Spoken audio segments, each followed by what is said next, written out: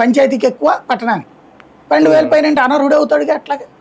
కానీ ఇవి జీతాలు కూడా పడేది అట్లాగే పడతాయి, వీటిలో అకౌంట్లోనే పడతాయి. కానీ అది చూసి చేస్తే గనక అసలు ఎవ్వరికి రావు. బేసిక్ ఓన్లీ 10% వస్తుంది అట్లాగే. కానీ చూసి చూడనట్టు పోతారు. వైట్ రేషన్ కార్డుతో ఇది ఉంటుంది. ఎప్పుడైతే ప్రభుత్వాలు దాన్ని ఏమంటామంటే కోత విధించండి, అంటే ఇప్పుడు ఒక 60 లక్షల మందికి ఇస్తున్నారు, దీన్ని 40 లక్షలకే ఇద్దాం అనుకున్నారు అనుకోండి, 20 లక్షల మంది తొలగించాలన్నప్పుడు మొన్న మీకు చూశారు కదా అంగవైకల్యం అన్నటువంటిది.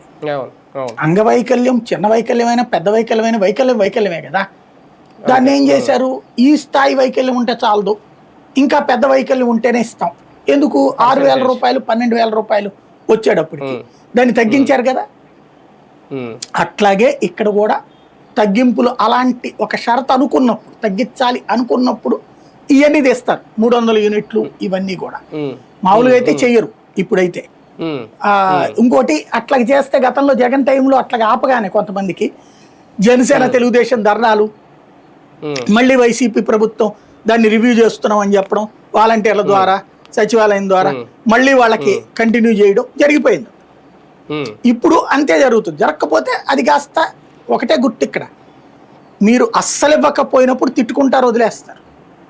ఇవ్వడం ప్రారంభించి